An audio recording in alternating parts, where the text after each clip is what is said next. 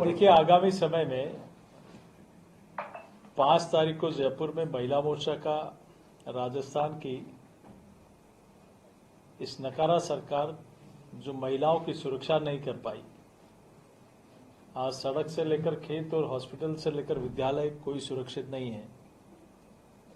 दुष्कर्म में राजस्थान देश में 1 नंबर का राज्य बन गया, और वो भी उन परिस्थितियों में जब देश के एक मंत्री सदन में कहते हो कि ये मर्दों का प्रदेश है। इस दुष्कर्म के विषय पर राजस्थान के मुख्यमंत्री स्वयं कहते हो कि इसमें अधिकांश मामले फर्जी पाए जाते हैं, तो कहीं न कहीं राज्य सरकार की जो गंभीरता है वो नहीं दिखती। कानून लचर है और इसी के कारण एक के बाद एक घटनाएं राजस्थान में हो रही है। इसलिए नारी शक्ति महिला मोर्चा हमारा एक बड़ा 5 तारीख को जयपुर में एक प्रदर्शन होगा। उसके बाद 12 तारीख को झुंझुनू में किसानों का संपूर्ण कर्जा माफी को लेकर जो वादा किया था, उसको लेकर झुंझुनू में किसानों के हक को लेकर 40,000 से ज्यादा किसानों की जमीन नीलाम होने की कगार पर है। फसल खराबे में सरकार ठीक से गिरदावरी नहीं कर पाई, इस कारण फसल खराबे का पैसा नहीं मिल पाया। लंपी में उस बीमारी के समय किसानों की कोई मदद नहीं कर पाए, और सरकार की लापरवाही के कारण लाखों गाय काल का ग्रास बन गई।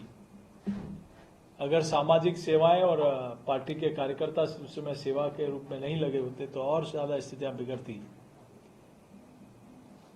सरपंच संघ ने क्या कहा, विधानसभा में सरकार ने क्या घोषणा की, और उससे इतर जाकर मात्र कुछ लोगों को उसमें सहायता देना, ऐसे कई विषयों को लेकर भारतीय जनता पार्टी किसानों के विषय को लेकर झुंझुनू में प्रदर्शन करेगी। और 18 तारीख को अजमेर में बेरोजगारी भत्ता युवाओं को नहीं दिया, लेकिन राजस्थान के लाखों युवाओं का भविष्य खराब करने का भी पाप राजस्थान की सरकार ने किया। इसको लेकर सभी हमारे युवा साथी सरकार के खिलाफ एक आंदोलन करेंगे। ये मुख्य रूप से ये 3 आंदोलन अभी इस माह में होने हैं। जो महिला आंदोलन यहाँ होने वाला है कि बहुत बड़ा कर पाए, लेकिन क्या इस बार संख्या बड़ी होगी, कोई इस तरह का स्वरूप होगा? अच्छा मैसेज दें हम, जैसे बताए थाली का कोई आप स्वरूप तैयार कर रहे हैं या कुछ थाली बजाने का भी कुछ जगाने के लिए ऐसा? निश्चित रूप से इस गूंगी बहरी सरकार को जगाने का काम भी होगा। और पिछले 3 महीनों में जिस प्रकार से बड़ी सभाएं हुए हैं, बड़े कार्यक्रम हुए हैं, मैं सोचता हूं माननीय प्रधानमंत्री जी का हो, माननीय राष्ट्रीय अध्यक्ष जी का हो, माननीय गृह मंत्री जी का हो, ऐतिहासिक कार्यक्रम पिछले 3 महीनों में और रिकॉर्ड तोड़ हुए हैं, जो अब तक की सर्वश्रेष्ठ सभाएं थी।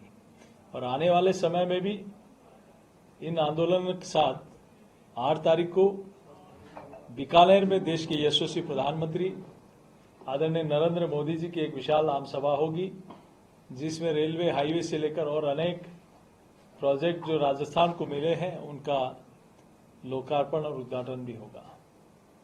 यूसीसी का चर्चा बहुत तेजी से चल रहा है, लेकिन इस बार जो इसका कार्यक्रम हुआ था तो वहाँ से भी इस तरह का मैसेज दिया गया था कि उसे सिरे से खारिज करते हैं।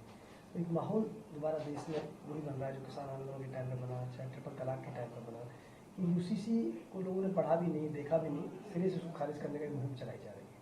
क्या कहना चाहिए? देखिए, कई बार राष्ट्र हित में और देश हित में जो काम होते हैं और भारतीय जनता पार्टी करती है, तो कुछ पार्टियों ने तो कसम खा रखी है कि हमें विरोध करना है। उनको ये नहीं पता कि देश की जनता का मिजाज क्या है, देश की जनता क्या चाहती है, लेकिन फिर भी विरोध करना, चाहे धारा 370 हो, चाहे राम मंदिर का विषय हो, चाहे नागरिकता संशोधन कानून हो, 3 तलाक हो। लेकिन कहीं न कहीं, चाहे एग्रीकल्चर बिल की जो बात आप चर्चा में कर रहे हैं, लेकिन देश की जनता क्या चाहती है, देश के हित में क्या है, समझना ये चाहिए राजनीतिक पार्टियों को कि, और इसीलिए Bharatiya Janata party nation first को लेकर काम करती है। देश के हित में है वो निर्णय करना, वो काम करना। आप देखिए कि धारा 370 का निर्णय क्या पहले नहीं हो सकता था? क्या वन नेशन वन टैक्स का निर्णय इंदिरा जी के समय नहीं हो सकता था? उस समय भी राय दी थी, लेकिन उनको लगा कि देश से पहले पार्टी का वोट बैंक कहीं चला जाएगा। लेकिन भारतीय जनता पार्टी और पार्टी के नेता माननीय नरेंद्र मोदी जी ने हमेशा नेशन फर्स्ट को लेकर काम किया है। आज इसीलिए देश की जनता का अगाध विश्वास और अगाध श्रद्धा उनके अंदर है और यही ताकत उनकी है।